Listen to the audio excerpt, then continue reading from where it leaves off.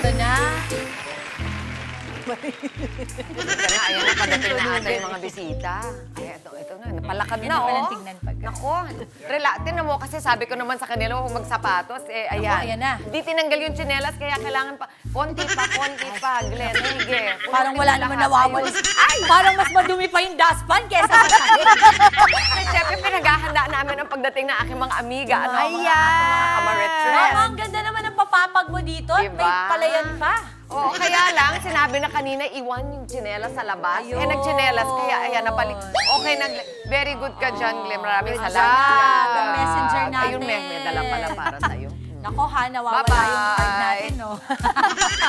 Nagbakasyon din. Eto na nga po ang tanong. Kailangan bang sabayan ang modernong klase ng pamumuhay o mas mabuting i-push pa rin ang nakasanayan? Aba, hindi ito pang chikahang marites, kundi kwentuhan ng Marites!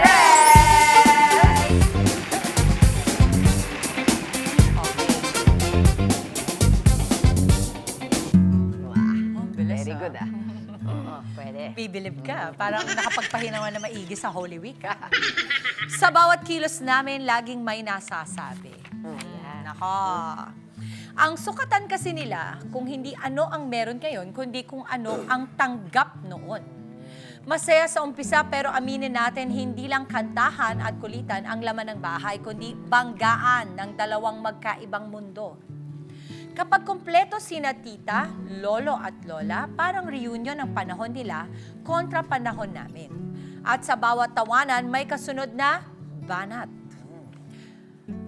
Kesyo kami raw, adik sa cellphone, walang disiplina, puro pasarap. Sila raw noon walang reklamo, laging sumusunod at marunong rumespeto. Kabaliktaran daw namin. Panahon nila raw walang internet, walang pressure ng social media. Pinagtatawanan nila ang pasayaw-sayaw namin at content creation. At kung kami ay nagiging palasagot, natuto lang kaming magsalita at ipaglaban ang sarili namin, bagay na hindi nila nagawa noon. Kung sila ay strikto at tahimik noon, kami naman ngayon, bukas, expressive at hindi takot magtanong. Pero bakit parang kasalanan namin? Yung feeling na laging may labanan or labanan ng paniniwala at issue, lagi kung sino ang mas tama. Problema ba namin na iba na ang panahon ngayon? Hanggang kailan ba magiging sukatan ng tama ang nakaraan? Tama ba na kailangan kaming mag-adjust sa nakasanayan nila noon para lang matawag kami na mabuting anak? Problemadong millennial. Millennial Hindi pa Gen Z, Millennial, hindi ah. Gen Z? Oo. Nagulat ako Baka young millennial. Bumo-borderline. Yun. Parang ako yan. Kasi ang youngest Hoy, na millennial young ay millennial 84. ka ba? Kami, 84, pares kami. mama. Young millennial ba Yes, kayo? yan ang last, mama. Kaya nga Okay. sabi ko, Konti na lang akala ko- Gen Z na kayo, ganun ba? Yes, mama. Pa-Gen Z. Pero sa Balakang. Gen, ano ba? Boomer. O di kayo yan. Oo. Ano say? O sige. Ako talaga mauuna din. Bilang millennial. Naalala ko yung mga ganyan pag nakakausap tayo ng mga mas nakakatanda sa atin, di ba, sinasabi nila, nako, papunta ka pa lang, pabalik na ako. Di ba, laging may mga ganun yung mga sinasabi. At syempre nakaka-experience naman tayo niyan. At the end of the day, sa akin ako dahil tayo ay may mga magulang at mas nakakatanda sa atin, at the end of the day, maigi pa rin, meron pa rin tayong tinatawag na respeto pagdating sa conversation. But, of course, with that respect and wisdom, no, realizing the wisdom of your parents or mas nakakatanda sa inyo, ay do not fear, di ba, to lose your own voice. At the end of the day, sabi nga natin, ang generation issue na to ay hindi naman ito kompetisyon kung sino yung tama o mali. But at the end of the day, dapat matuto tayong, kumbaga, mag-meet halfway. Diba? With empathy and boundaries. So, kasi ang mga matatandang henerasyon, hinubog yan sa kultura, sa experience. Kaya, diba, parang yun ang sinasabi nila dahil, naranasan na namin yan. Not knowingly na yung pagsabi nila sa mga mas nakakabata sa atin na, kumbaga, parang nakakatapak na sila ng mga boundaries. So, at the end of the day, yung nga tulad ng sinasabi ko, kumbaga, iisa lang naman yung hangarin natin, nagkakaroon lang ng pagkakaiba kung paano natin yung gagawin. gusto ko sila mo yung respeto, pero yung respeto dapat both Both ways, ways, ha? that's Pati true. yung mga mas nakakatanda, matuto din tayong respetuhin yung pananaw ng mga bata. Kasi I think ang keyword dyan is walang tama, mali.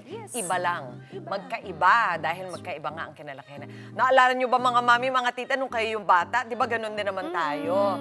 At saka yung mga bata, yung mga si millennial, hello, dadating ka rin dyan, natitignan mo yung mga generation alpha na hindi mo na rin maiintindihan. Talagang gano'n, nagkakaiba. Pero tama si Angela, talagang mag-uumpisa yan sa respeto. Pero yun nga, Both kailangan ways.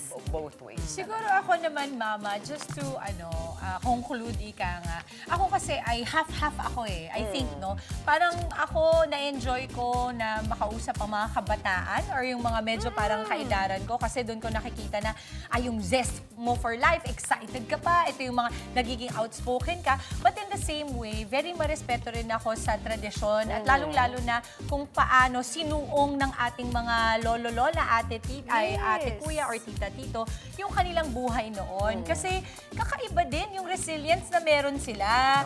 Di ba ngayon, kanina lang meron akong morning, may kausap akong ate, sabi niya, Tims, iniisip ko lang, no? Sabi niya, bakit ganun? Yung mga kabataan ngayon, sabihin nila, ang sakit po ng ulo ko, kaya late po ako today. Samantalang dati, tayo, masakit ang ulo mo natulog, masakit ang ulo mo gumising, masakit ang ulo mong nagtrabaho.